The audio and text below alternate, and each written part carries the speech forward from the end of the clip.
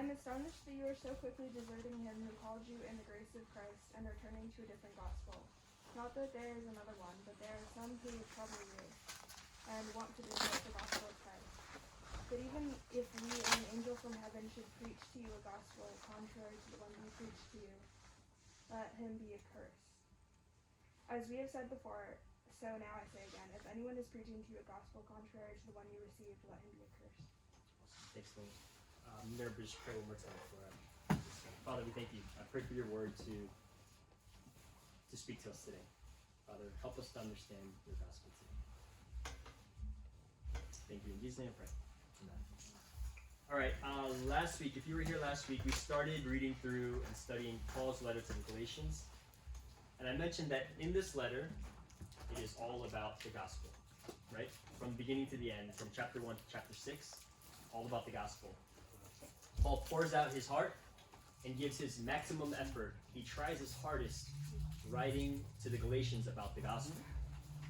What it is, how it came to be, who it's for, why it's important, how it has the power to save us from sin, and how it has the power to change our hearts to actually love God and follow him. Paul's letter to the Galatians is a letter that's stocked, it's saturated, it's stuffed. It's stuffed like a turkey is stuffed on Thanksgiving with the gospel. Today I want to answer two specific questions to help us understand what Noah just read to us just a few minutes ago. You might find it helpful to write these down, so I know a lot of you guys were taking notes last week, so I'll try my best to make that helpful for you guys up here. The two questions are, why did Paul write this letter to the Galatians? Why did Paul write this letter to the Galatians? And then the second is, why does this letter even matter to us? Why does this letter matter to us? Why did Paul write this letter, and then why does it even matter? Last week we read through the first 5 verses, and the verse that Elise and Marcos memorized.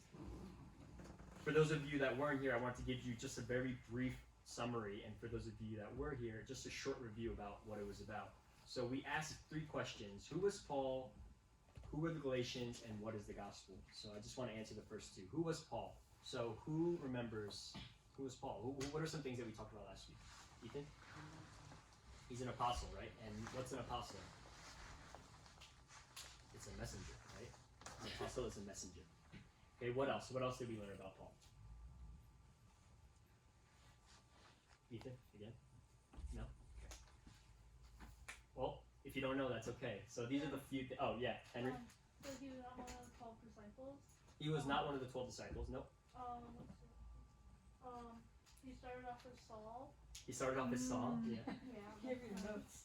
I love that, I love that. And one of the first places Paul was sent by God was Galatia. What was that? What was the last one? One of the first places Paul was sent was to Galatia. Oh, awesome. That was a good one. One of the first missionary journeys, actually his first missionary journey was traveling to Galatia, which we'll talk about. So here are the 3 things that we kind of talked about. He used to be Saul. He was a Jewish Pharisee, and as you guys know in the Bible, the Pharisees were pretty ruthless with keeping the law, right? He hated Christians. Second thing is, he encountered Jesus and he was saved and made an apostle or a messenger for Christ. And then the third thing is, he was changed so radically by the gospel, his heart actually changed, that he began to go from place to place preaching and teaching the gospel that he once tried to destroy. All right? So that leads us to the next question. Who were the Galatians? Who were the Galatians? Ethan?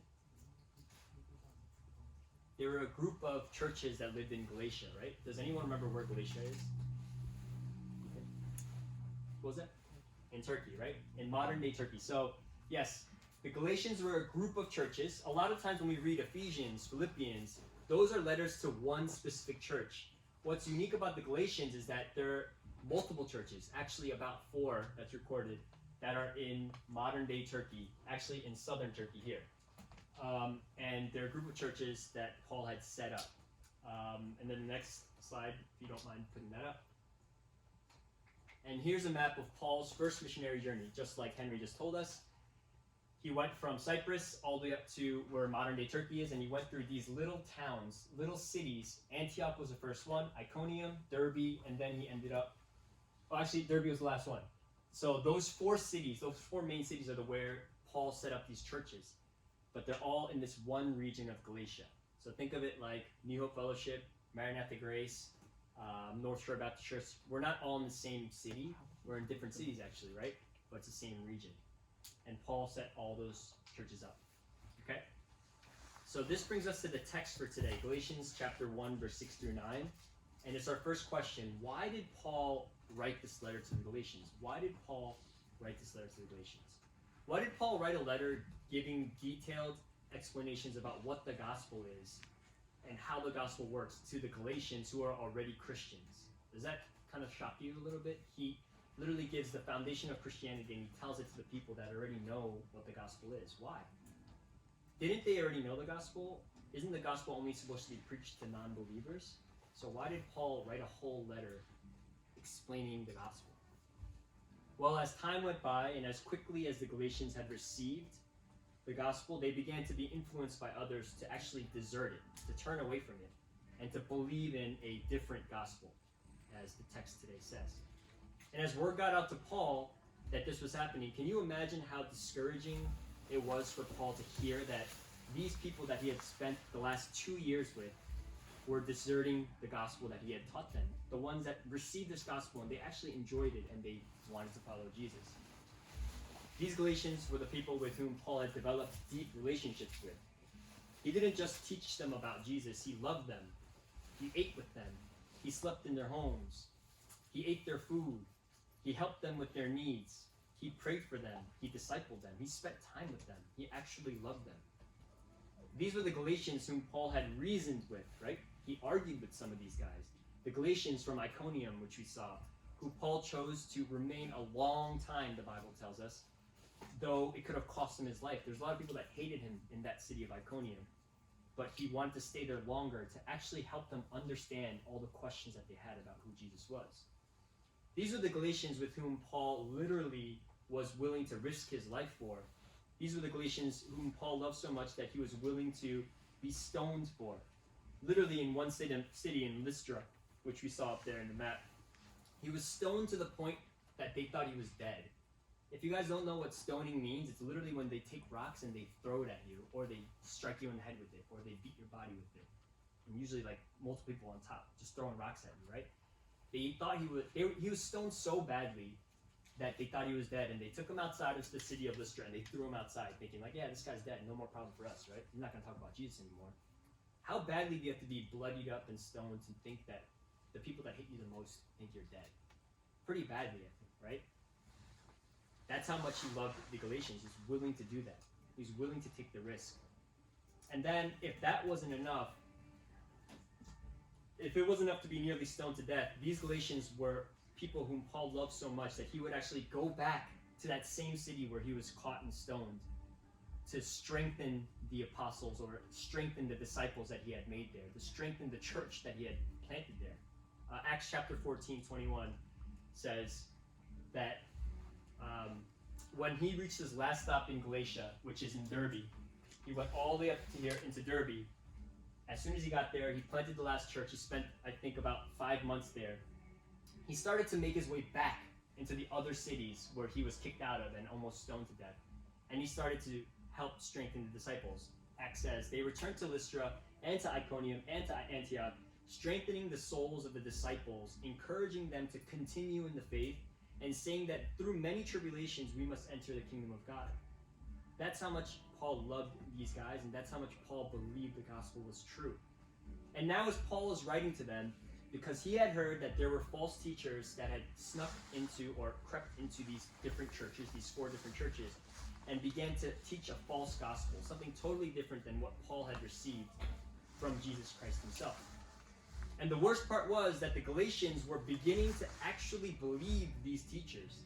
They were beginning to be influenced by these teachers. If you read most of Paul's letters to the other churches, so think about 1 Corinthians, 2 Corinthians, Ephesians, Philippians, Colossians, Thessalonians, and this 1st and 2nd Thessalonians, every single one of those letters to these other churches, Paul starts off his letter by thanking God for how thankful he is for this church. He starts by praying about these people that he's writing this letter to, thanking God for them.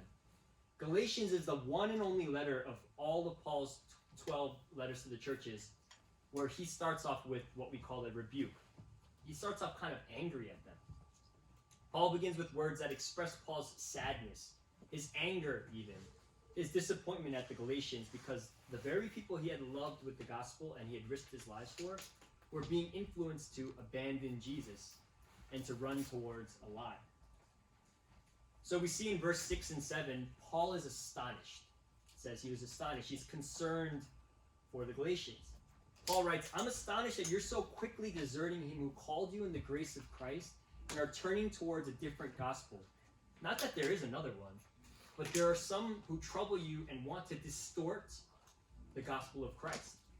Paul is making it clear there is no other gospel. There's no other way for the Galatians or even for you and me to be saved from our sin. There's no other way that we can be forgiven by God. There's no way to be made right with God or to have peace with him. It's only through Jesus. And to believe in any other way meant rejecting God, rejecting Jesus and his free gift of grace. Jesus was and still is today the only way that we can have access to God our Father. But there were people, let's call them influencers, just to kind of make it simple, that had started to come into these churches and started to begin troubling the Galatians and distorting the gospel of Jesus Christ. Now, my question is, who were these influencers? Who were these influencers that were coming in and changing the gospel or distorting the gospel? These influencers were known as Judaizers, and we'll get into that specific term later on as we go through the other chapters. But they were very subtle in their distortion of the gospel. Technically, they actually didn't deny the true gospel. But what they did was they added to the gospel. They believed in Jesus. They believed what he did on the cross. They believed that he rose from the dead. They believed that you had to believe in him to be saved from sin. So they actually looked very much like the Christians that you would typically see in Galatia. But what was different is that they distorted the gospel by teaching something in addition to believing in Jesus. They were teaching that people needed to follow some of the Jewish customs or the Jewish laws in order to be fully saved by God. That they needed to keep the rules, like the diet rules, eating certain things, or circumcision, in order to be fully saved or loved by God. In other words, they taught in order to be a Christian, it wasn't enough to just trust in Jesus and trust that he loves you and he died for you. They needed to do more. They had to trust in Jesus, and then they had to actually follow these laws. And if you trusted in Jesus and you didn't follow these laws, then no, you're not good enough. You don't get to go to heaven. You don't get to be loved by God. You need to do these works. And because of their strong influence, many of the Christians in Galatia began to actually be led astray. They began to turn away from the gospel. They began to believe that they needed to do Jewish things like getting circumcised, or refrain from eating certain foods, or perform ceremonial rituals on a specific day in order to be saved by God.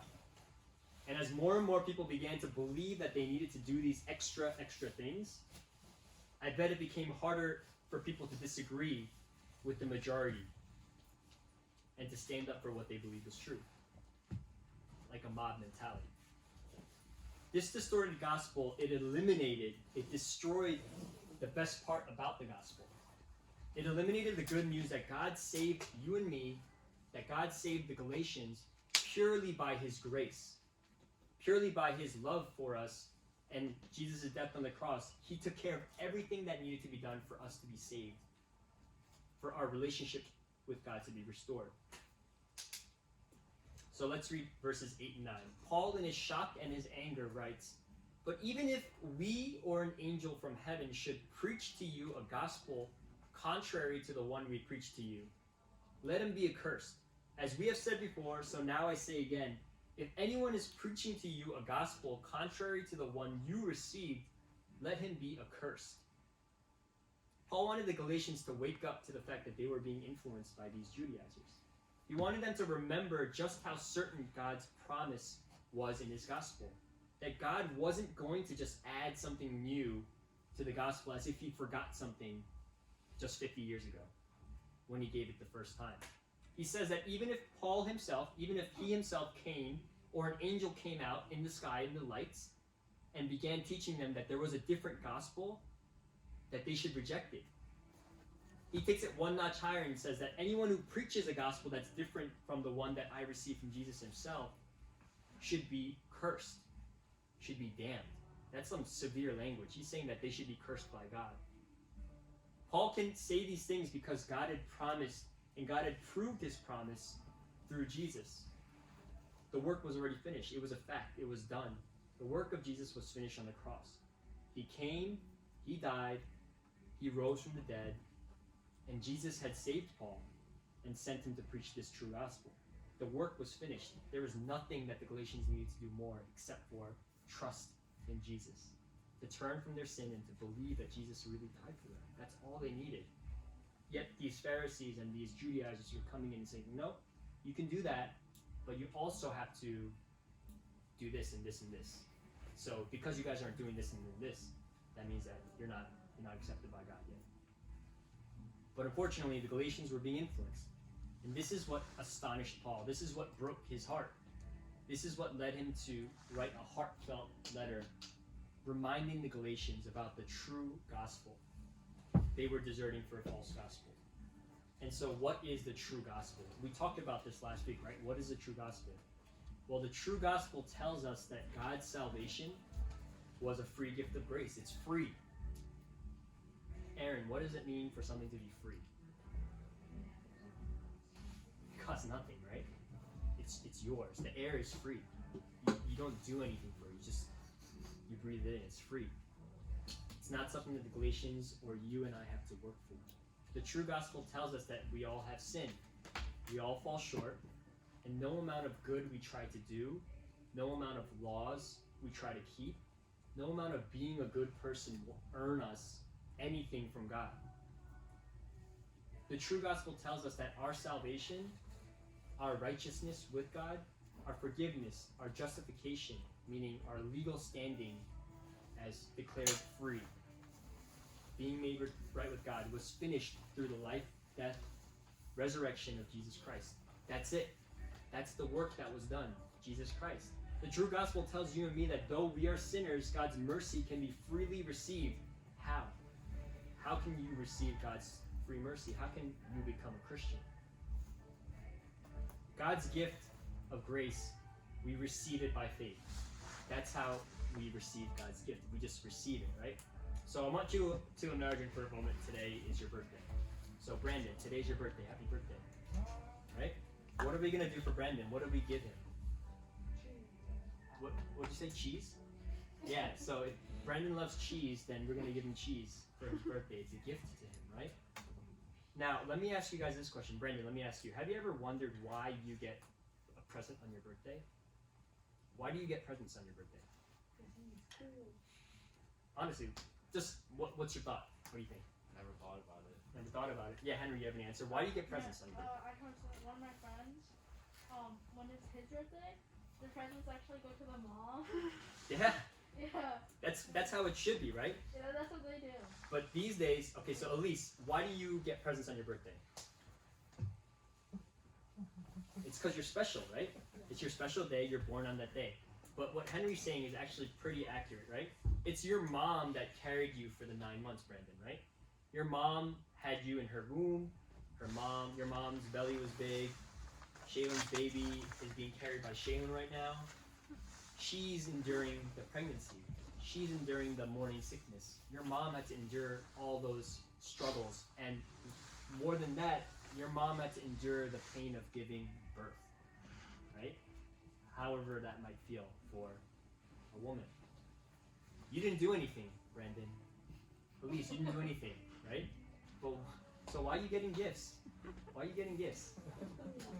Shouldn't our moms, shouldn't our parents, maybe even our dad get a little bit of a gift?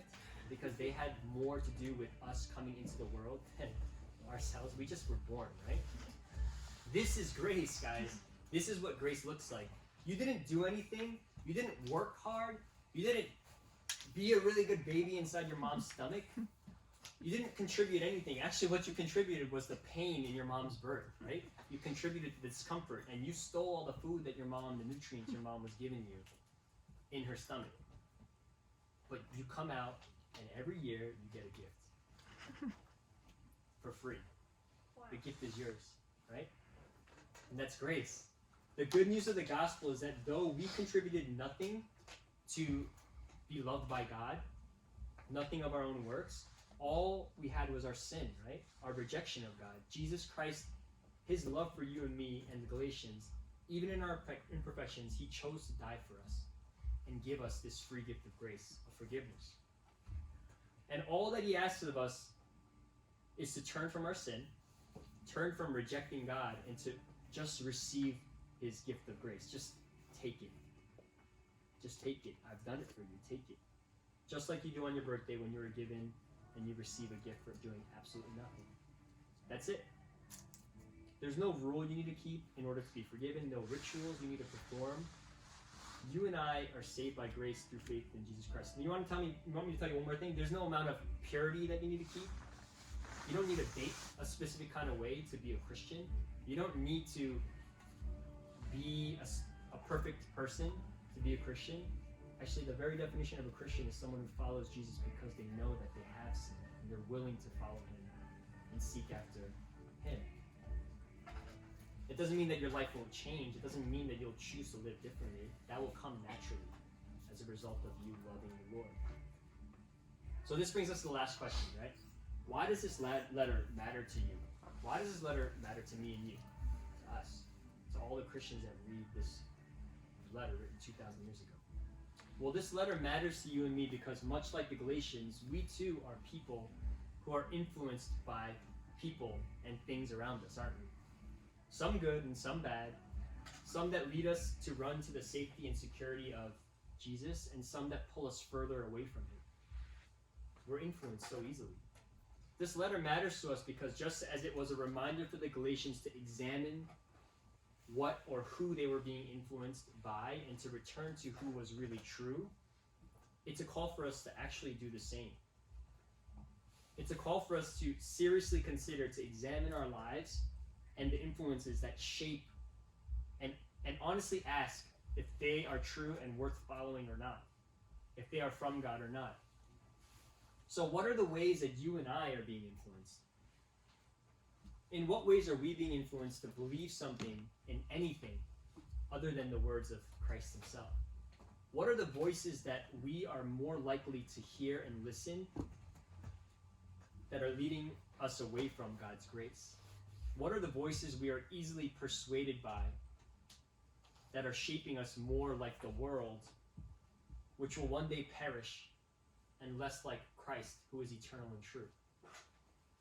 I want to offer what I think are two of the biggest influences in our lives, and as we walk through them, I want you to know that I'm not saying that we need to cut off all influences and all the bad things in the world. That's actually not what I'm saying. So if that's what you're taking from this, forget everything that I just said then.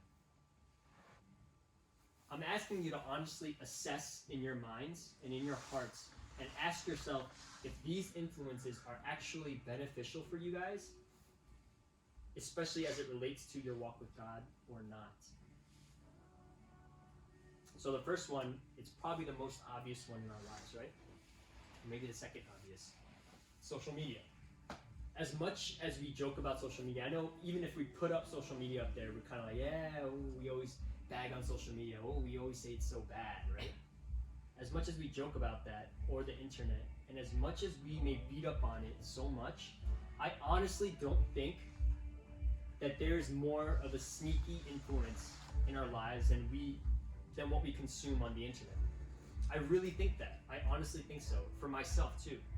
Much like the false teachers that slowly crept into these 4 churches in Galatia, like this maybe, probably not. Much like that, social media and all that we consume online is very sneaky. The things that we watch, the things that we share, the people we follow or listen to has influence to slowly but surely shape our minds to be more like the world and less like Christ. And even if you don't think that that's you, I guarantee you there's somewhere, somehow, you're being shaped like that. Think about it for a moment, okay, guys? I just want you to really think about this. This is something that I need to hear too.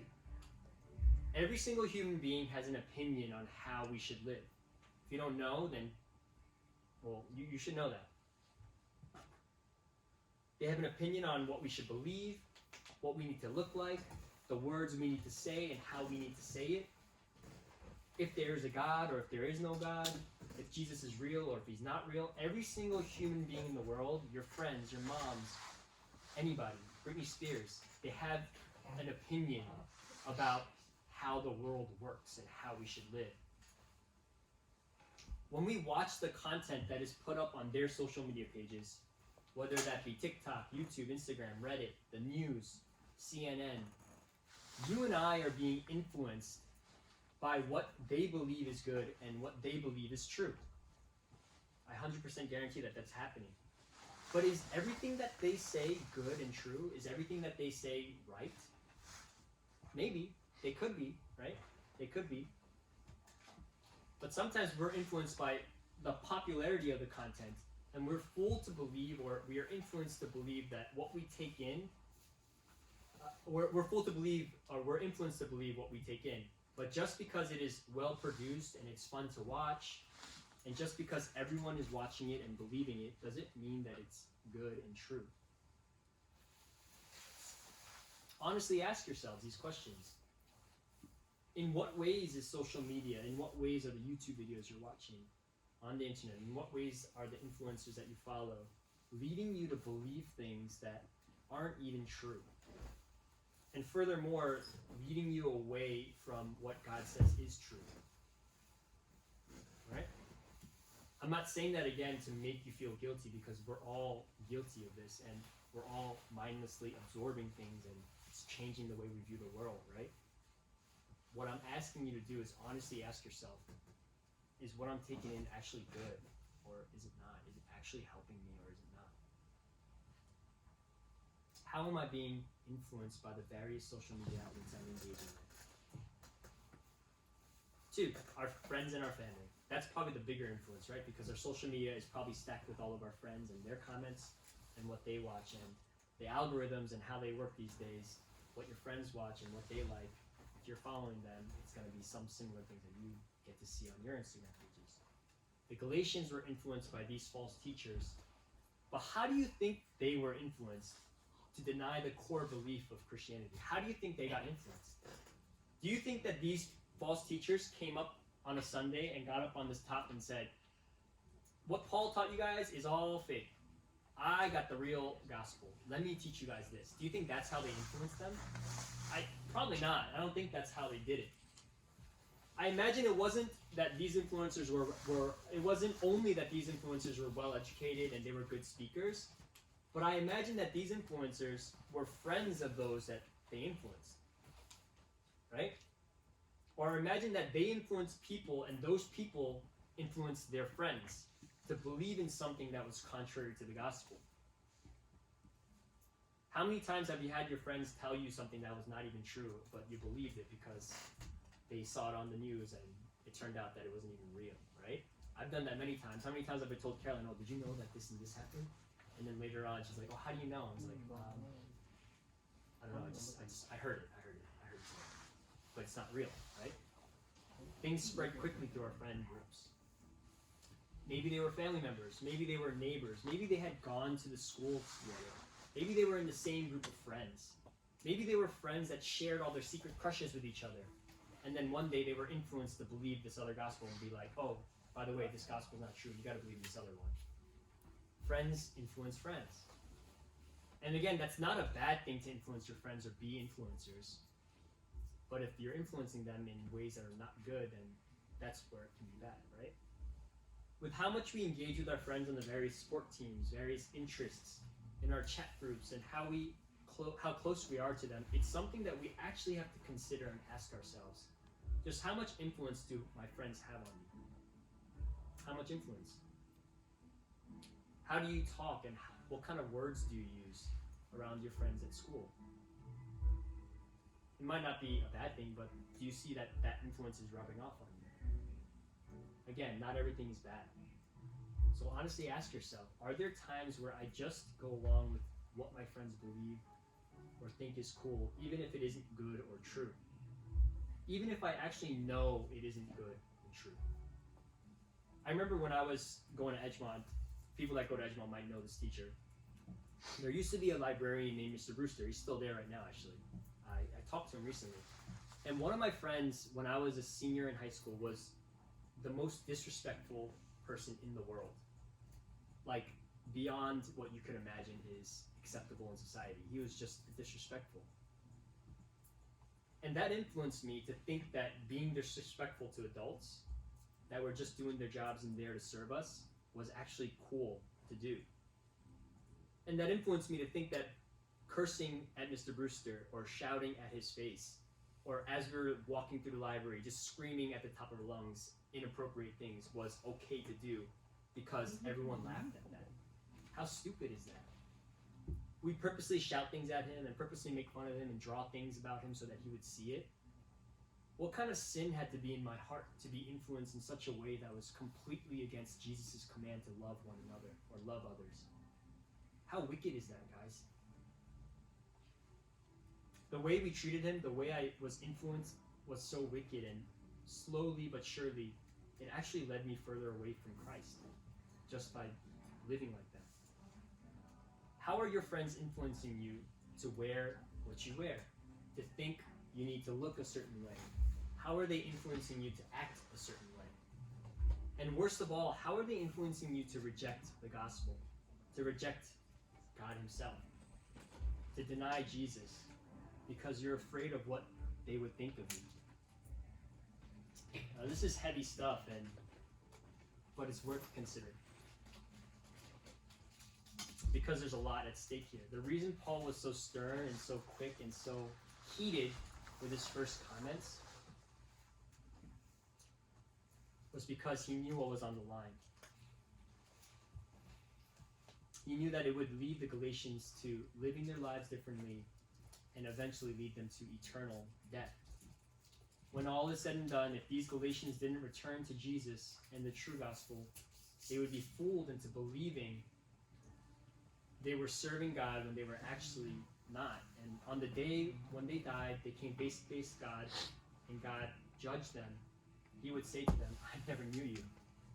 How scary is that? You can be in church all your life, and on the day that God has to judge us, when we die or when he returns, he can say, I never knew you, because we were fooled all along. We weren't actually following the Lord. So this is serious because it isn't just our behavior that's on the line. It's not just because we need to be good kids that we want to follow the gospel. It's actually our eternal lives that are at stake here. It's the eternal joy with our loving God that's at stake. Eternal joy in the new heavens and the new earth. God promises that the world that we live in is not going to be like this one day. There's going to be no more sin. And that's on the line here. God promises that to those who remain faithful to the end, trusting in him until the day that we die or until the day that Jesus returns. That's why he wants us to believe in the gospel, because he wants to be with us when we die or he returns. So I want to end with 3 points of application that we can take and ponder on. So I hope this will help you guys. The first one is that the gospel is a better influence. Again, I'm not saying that your friends or social media is all bad. There's a lot of good stuff on there. There's a lot of funny things and things that are not bad, right? But the gospel is a better influence. I promise you. Remember, the purpose of Paul's letter to the Galatians isn't to shame them and make them feel condemned. He's not trying to make them think like, oh God, here's Paul again making me feel so miserable about my life.